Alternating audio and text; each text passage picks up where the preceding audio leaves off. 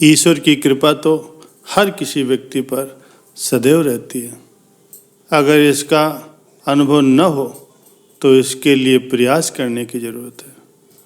आसमान में सूर्योदय हो रहा है और उसकी किरणें वातावरण में सर्वत्र व्याप्त हैं।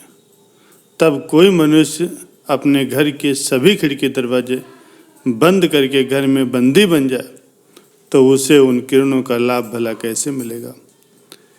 इन किरणों से वह खुद ब खुद जानबूझकर महरूम हो जाएगा। इन किरणों का लाभ उठाने के लिए घर के सभी खिड़की दरवाजों को खोलकर उसे बाहर निकलना होगा। यही एकमात्र उपाय है। इसी तरह ईश्वर की कृपा की कामना वाले मनुष्य को अपने हृदय की सभी खिड़कियों और द्वारों को ईश्वर की ओर खोल देना चाहिए।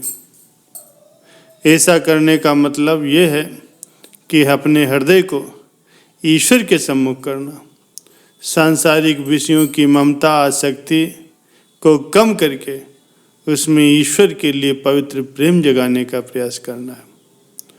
जो हृदय संसार के विषयों की ओर प्रवाहित होता है उसे ईश्वर के स्मरण ध्यान, ईश्वर की नियमित प्रार्थना का आधार देना चाहिए। अगर इतना हो सकेगा तो फिर ईश्वर की कृपा का अनुभव प्राप्त करने में देर नहीं लगेगी। ईश्वर की कृपा अवश्य होगी। प्यारे सज्जनों, एक बार एक राजा के पास दो भिखारी प्रतिदिन भिक्षा लेने के लिए आते थे और राजा उन दोनों को एक सी भिक्षा दिया करता था। एक भिखारी कहता सब राजा की कृपा है और दूसरा कहता सब ईश्वर की कृपा। राजा को यह सुन करके बहुत अटपटा लगता कि दान तो मैं देता हूँ, कृपा ईश्वर की कहता है, लेकिन ईश्वर से तो अब प्रतिस्पर्धा मैं कर नहीं सकता।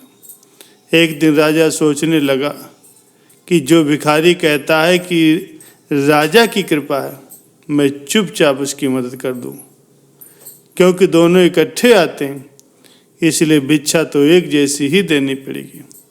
अगर एक को ज़्यादा दी तो मेरा नाम खराब होगा और लोग कहेंगे कि राजा पक्षपात करता। अगले दिन राजा ने दोनों को एक सा दान दिया, लेकिन जो भिखारी कहता कि राजा की बड़ी कृपा है, उस भिखारी को राजा कहता है कि तुम आज उस मार्ग से जाओ जिसमें मैं रोज जाता हूँ। जब वो भिखारी इस बाग से निकला तो वहाँ के फूलों की सुगंध और बाग की साफ सफाई देख करके मंत्रमुग्ध हो गया। वो ये सोचने लगा कि इतना स्वच्छ मार्ग है, क्यों न मैं आंख बंद करके जाऊं ताकि मैं फूलों की सुगंध अच्छे से महसूस कर सकूं। अगले दिन जब फिर से वो भीख मांगने जाता है तो राजा हैरान हो जाते हैं। राजा उससे पूछते हैं कि तुमने कल बाग में क्या क्या देखा। वो कहने लगा, महाराज, वहाँ की साफ सफाई और फूलों की खुशबू के कारण आधा रास्ता तो मैंने अपनी आंखें बंद करके ही पार कर लिया ताकि मैं फूलों की खुशबू को महसूस कर सकूं। राजा समझ गए कि रास्ते में रखी सोने की मोहरें तो इस ने आंख बंद होने के कारण देखी ही नहीं। फिर भी राजा हार नहीं माना। अगले दिन दोनों को अलग अलग समय पर उसने बुलाया तो जो भिखारी कहता था कि राजा की कृपा है, उसे पहले बुला करके एक उसने तरबूज दिया और दूसरे भिखारी को रोज की तरह जितनी भिक्षा देनी होती है उससे एक ज़्यादा सिक्का दिया। भिखारी अगले दिन फिर से राजा के पास भीख मांगने आ गया तो राजा ने उससे पूछा, तरबूज मीठा था? भिखारी ने कहा हाँ, लेकिन राजा समझ गया कि तरबूज तो इसने काटा ही नहीं। लेकिन उस दिन दूसरा भिखारी आता ही नहीं। राजा ने अपने सेवक से कहा, पता करके बताओ कि वो दूसरा भिखारी क्यों नहीं आया, उससे कहना कि मैंने बुलाया।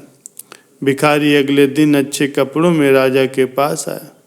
उसने राजा को प्रणाम किया और कहा, सब ईश्वर की कृपा है। राजा ने उससे पूछा, तुम भीख क्यों नहीं मांगते? उसने बताया कि जब आखिरी बार वो भीख मांगने आया था तब आपने मुझे एक सिक्का ज़्यादा दिया था। मैंने सोचा कि चलो बच्चों के लिए फल लेता जाऊं। तब फल वाले ने एक बड़ा सा तरबूज मुझे सस्ते में दे दिया। उसने बताया कि कोई लड़का उसे बेच गया, लेकिन उसके बाद मैंने देखा कि उस तरबूज के बीच में वो थोड़ा सा कटा हुआ था। कोई अच्छा ग्राहक इसे नहीं खरीदेगा, इसलिए उसने मुझे सस्ते में बेच दिया। राजा समझ गया कि जो तरबूज मैंने उस पहले वाले भिखारी को दिया था वो उसने बेच दिया।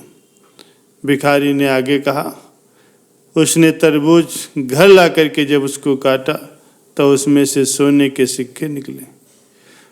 उससे मैंने अपना घर, दुकान, बच्चों और अपने लिए सुविधा का सामान खरीदा। सब ईश्वर की कृपा है। उस दिन राजा का घमंड चूर चूर हो गया। जिसे मैं चाह कर भी अमीर नहीं बना सका, उसे ईश्वर ने एक झटके में ही अमीर बना दिया।